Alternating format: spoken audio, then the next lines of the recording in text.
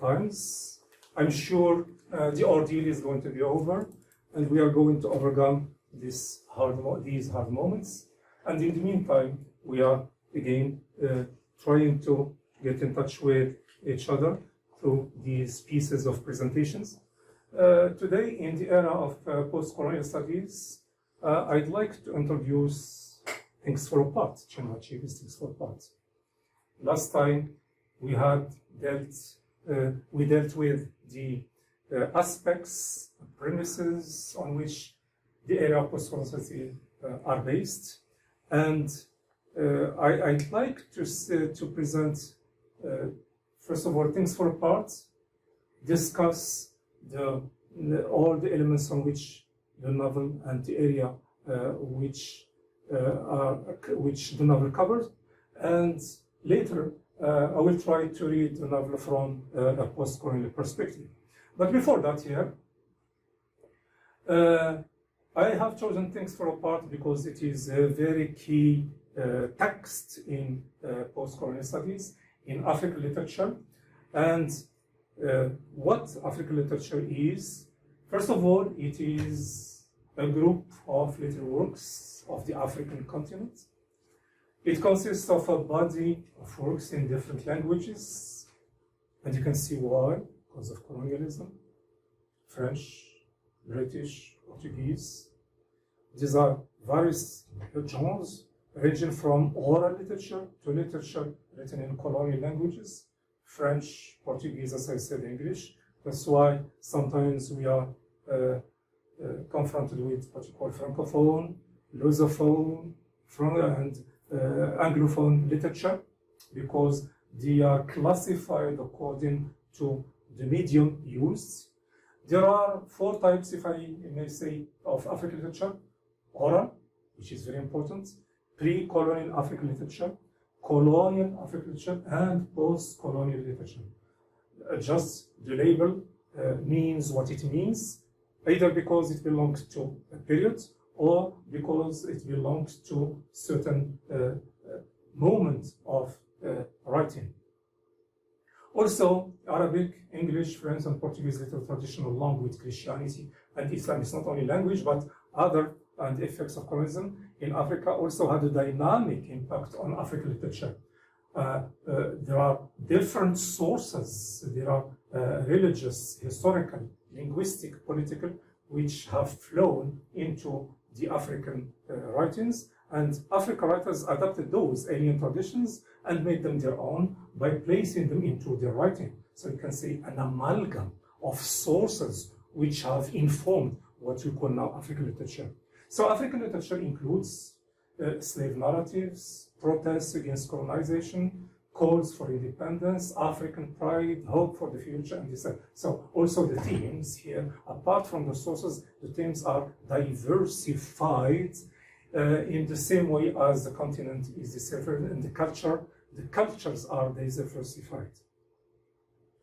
An important aspect of African literature and African culture as a whole here is that it is orality. The oral source is very, very important, and very rich, and it has informed and enriched this kind of literature. And African literature developed from their extremely oral culture. Oral culture takes many forms: proverbs, riddles, epic narratives, praise poetry, song, chant, rituals, stories, legends, folk tales. So you can see here, it's a very rich culture. And I pick up just 2 examples from 2 important tribes in Africa, Yoruba in Nigeria, for example. We need, for example, and Fulani. We need, for example, for Yoruba, a poem about death and how they conceive what it is from the oral tradition, and how they deal with the idea of life after death. And that is to say, dealing with the idea of reincarnation, trying to define life after death, trying to give a kind of explanation which is religious, cultural, and we know that the monotheistic religions all say that there is life after death. And again, in this culture which is pagan, and they have nothing with the monotheistic religion, but they invent that there is reincarnation with the soul. What happens to the soul when the body dies? It is going to go into another animal. So it is a form, I say, of gnosis, knowledge here. It is local knowledge, trying to find a kind of harmony between body and soul and give a logical explanation. The same thing when we read from the Fulani tribes, which is a large nomadic tribe in Central Africa, to the Sudan, to the African continent here. They have a text on a poem, for example, on the myth of creation, the creation story. One question, like the first one, question about death here, what happens when a person dies. The Fulani in the creation myths, what happens, where does man come from? And the Fulani creation story here, imagine that there was at the beginning a huge drop of milk, and after this we have the 5 elements come, the air, the stone, and so on, and they make what you call a man. Okay? After that, this man becomes proud, and this one we have punishment, and we have 5 elements, then we have the punishment. So, and they try to find a logical explanation to the myth of creation and to the myth of death. Man in front of mystery. And in giving the interpretation is that they give logical interpretation. And this Fulani have a mode of reflection called Pulaku, and this Pulaku here is a very restrictive mode of behavior based on hard work, discipline, and so on. This is a positivity, a correct behavior of man.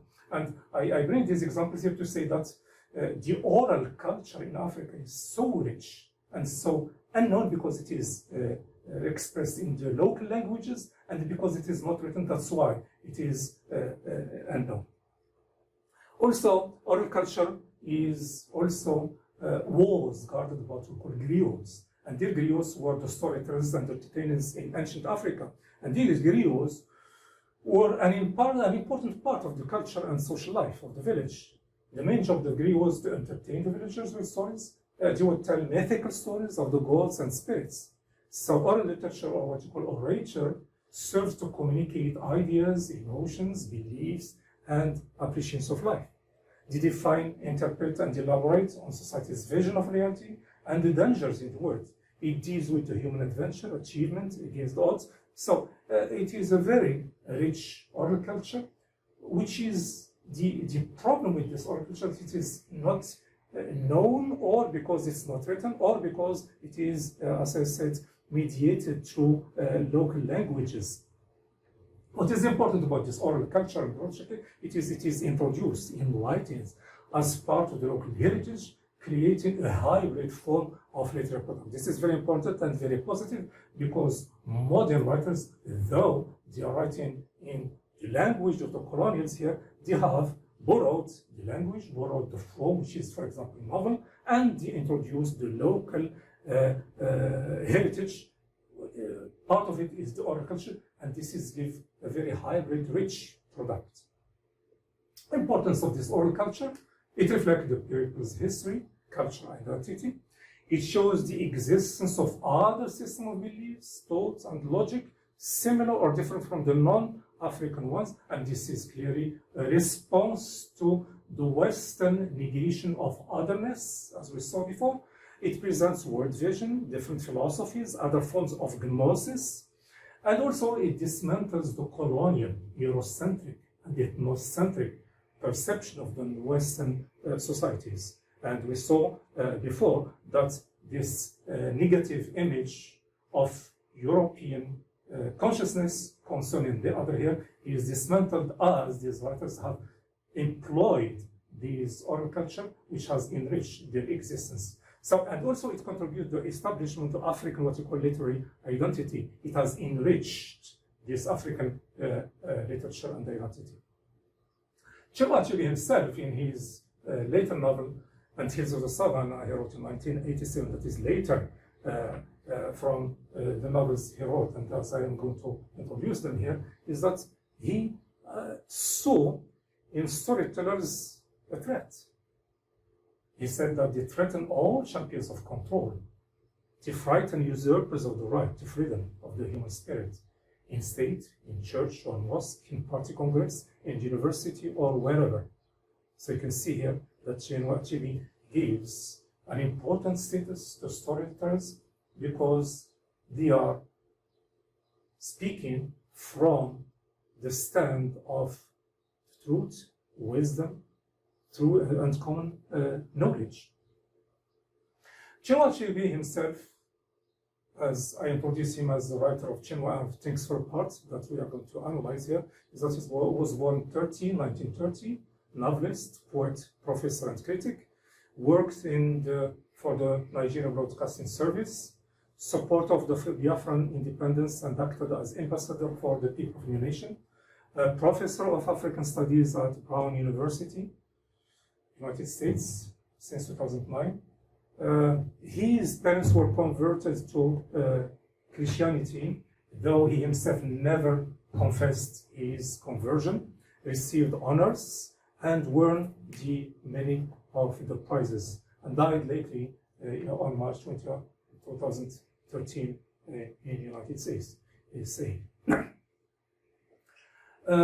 For his works here, as you can see here, we have a list of works, and the first novel, Things Fall Apart, the first novel, which is seen often as an icon of African literature, later followed by No Longer At Ease, or Law of God, A Man of the People, and he stopped there, look at here, from 1967 to 1987 that he produced St. Hills of Savannah, and between that he produced short stories in Girls at War, and a collection of poems, Beware Soul Brothers. Besides, he wrote essays, criticism, and political commentaries, a vast range of writings where he produced his point of view concerning Africa, colonialism, response of the African heritage towards the colonialism.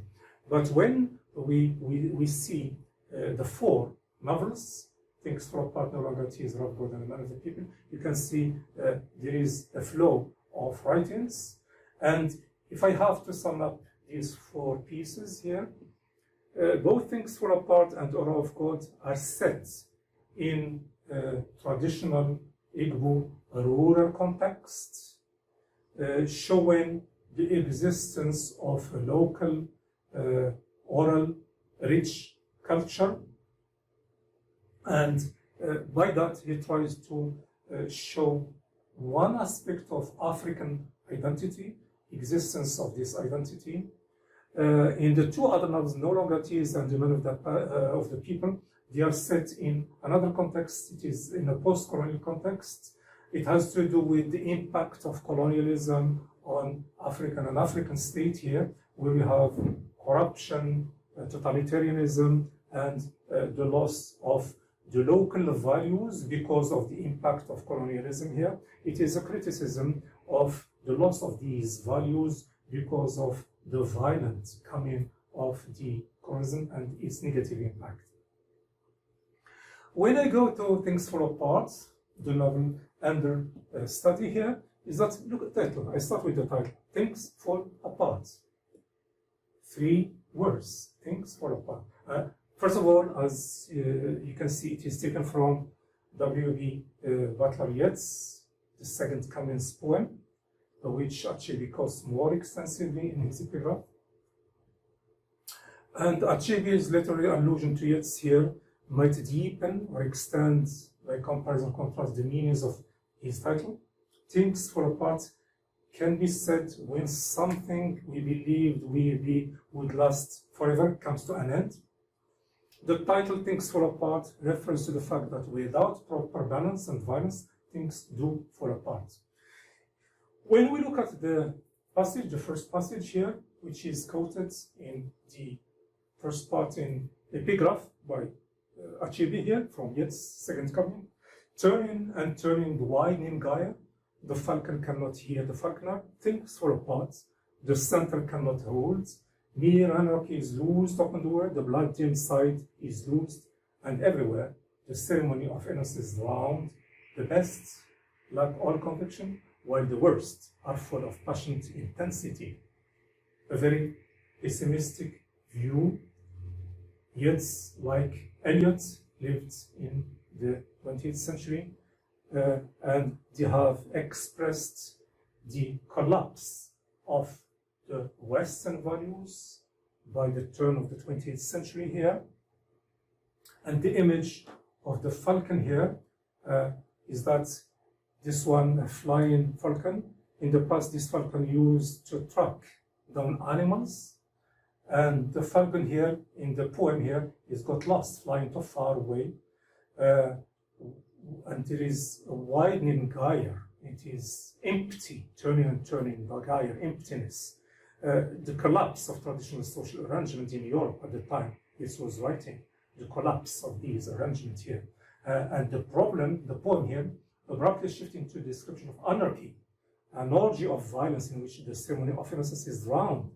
And the speaker here laments that only bad people seem to have any enthusiasm nowadays. Negative, pessimistic picture. While the second stanza, which I didn't quote here, is that, I just explain what is that setting up a new vision, violence has engulfed society as a sign that the second coming is at hand. And in the second stanza, there is an imagined sphinx in the desert, this mythical animal rather than Christ, is what is coming to fulfill the prophecy. The vision in the darkness drops again. And the last lines in the poem, and what rough beasts, its hour come round at last, slouches towards Bethlehem to be born. A rhetorical question here, a prophecy that the beast is on its way to Bethlehem, the birthplace of Christ to be born into the world. So it is anarchy, it is disorder, it is the loss of direction. So the notion of balance in the novel, as we'll see, is an important theme throughout the book. Balance is stressed as important, for without balance, order is lost. And in the novel, there is a system of balance which the Igbo culture seems to keep. But at the end of the novel, as we will see, people cannot listen to the leader, so a chaotic situation is created. So we have a certain similarity between what Yeats show in the second coming and what Achebe tries to depict in his novel, because there is anarchy, and there is violence, and there is loss and disorder. Implications. The center cannot hold. An ironic reference to both imminent collapse of the African tribal system, as we'll see it in Things Apart, threatened by the rise of imperialist bureaucracies and the imminent disintegration of the British Empire.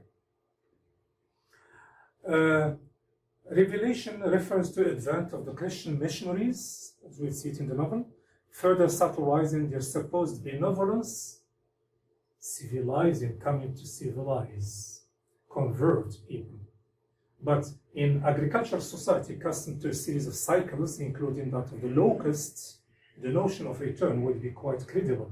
Locusts come every year, 7 years here to the ruler, so there is a cyclical movement, and locusts, as we will see, probably they have a destructive force, metaphor of the white man coming to destroy the tribal life of Igbo culture. Chinua Achebe here, of course, when he tries to show this violent encounter between the local culture and the Western colonial regime, he is going to reply to the colonial Manichaean vision. Manichaean vision, as we say, it is at the heart of the colonial agenda here, because Manichaeanism is based on duality, good, light and dark, good and evil. And of course, light is always associated with the Western frame of mind, while the dark continent is associated with the heart of darkness. Remember Conrad's book, Heart of Darkness, fixing the other as the object of darkness, and we have to bring light.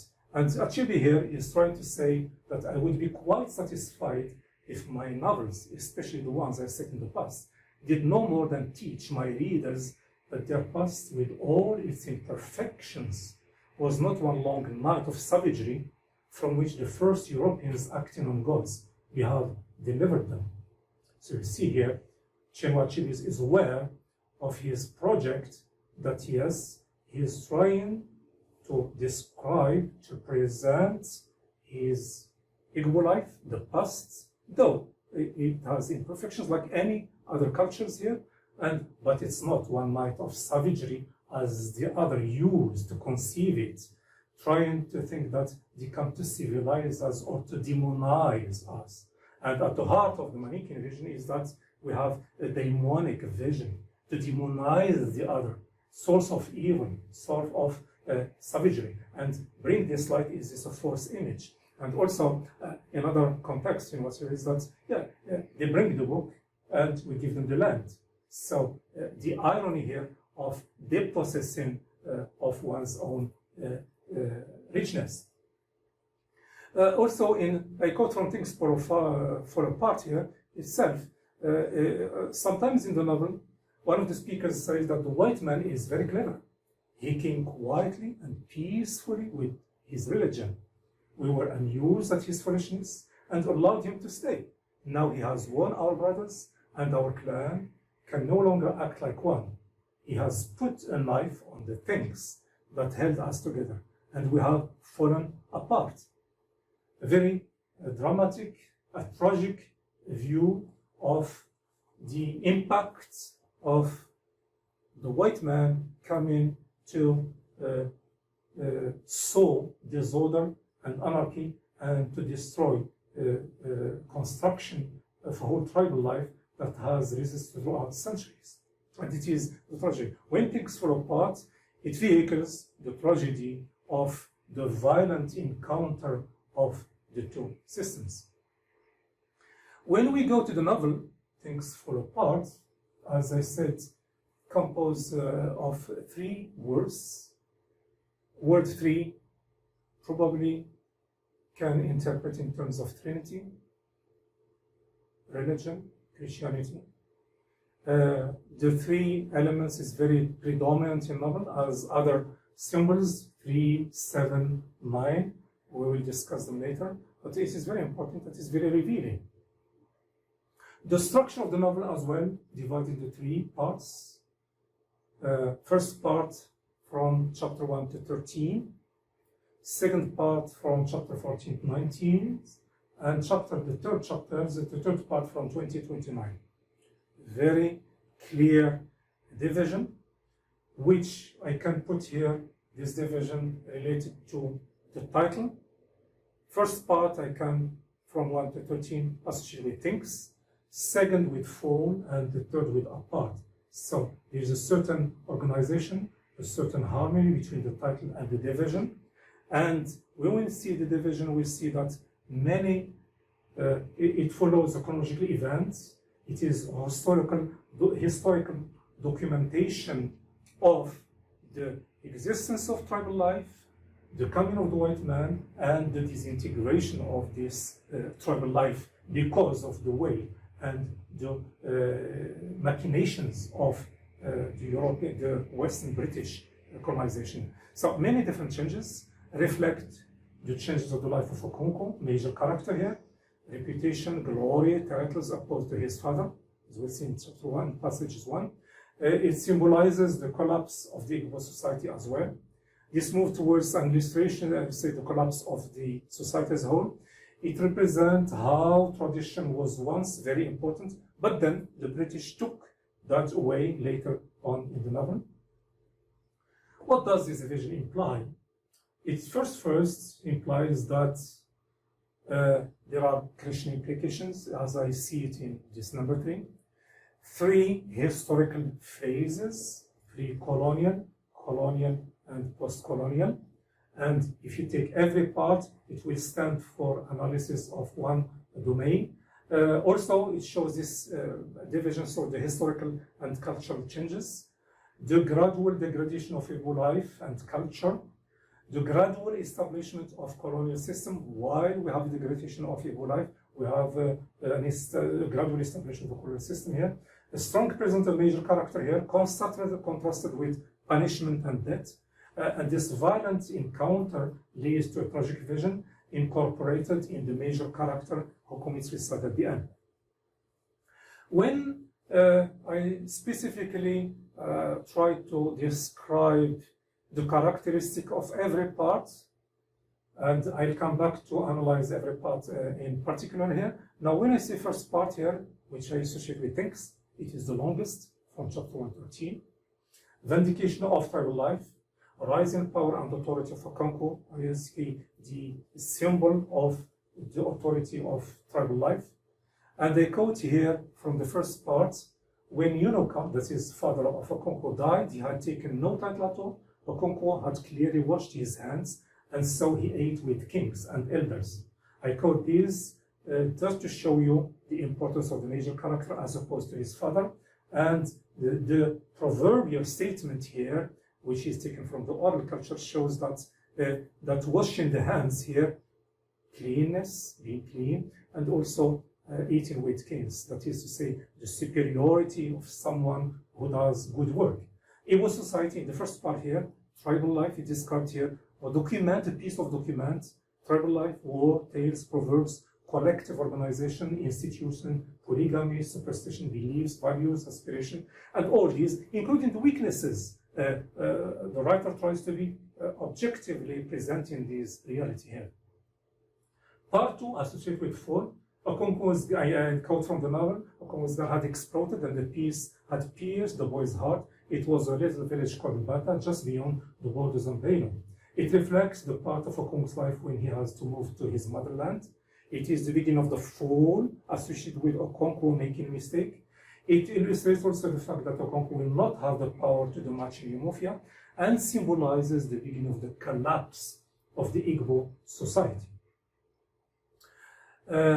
At the same time here, it goes with his son Noi converting to Christianity, and of course, 7 years of exile, that is of course to the motherland, that is to say the removal of the icon of the clan here, leaving the free space for the Christianity and the son to convert to Christianity here. Also, the second part coincides with the arrival of Europeans, symbolically through the locusts, the Bible book, and iron horse, that is the bicycle. The last part, associated with the word apart, I quote here from this part, the missionaries had come to Umofia, and the new faith was a mad dog that had come up to eat it. And you can see here that the metaphor is very important here. It is a violent encounter, and the faith here is trying to destroy the old establishment, the old system, and the establishment of new rules. So the colonial systems try to build prisons, the courts, and at the end with disintegration and the suicide of the major character. And I quote here from the last sentence here from the novel, then he came to the tree from which Okonkwo's body was dangling.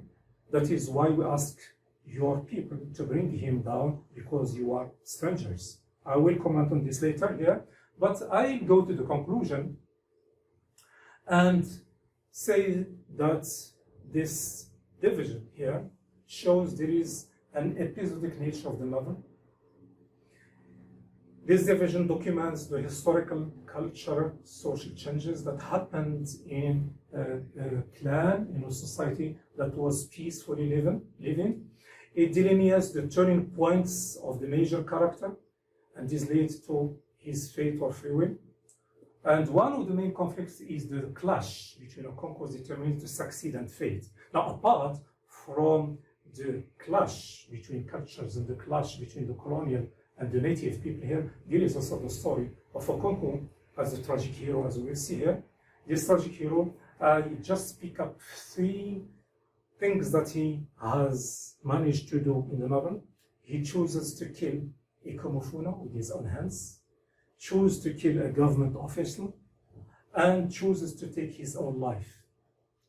We have to think and to ponder upon this choice here. But one important thing that here I finish with here is that Chinua Achebe is conscious as a historian, as a writer. When he deals with things fall apart, it is a piece of literature, but it is at the same time a piece of historical document which shows the existence of tribal life with its own important elements, and the coming of the British colonials, and the end of this tribal life. It is a tragic vision. It is the end of the major hero, who is a tragic figure, and also it is the end of the whole Simpsons and the beginning of the new system. And next time, we will try to focus on these parts and see the different changes in. Thank you very much. Waiting for you to read. Thanks for the parts.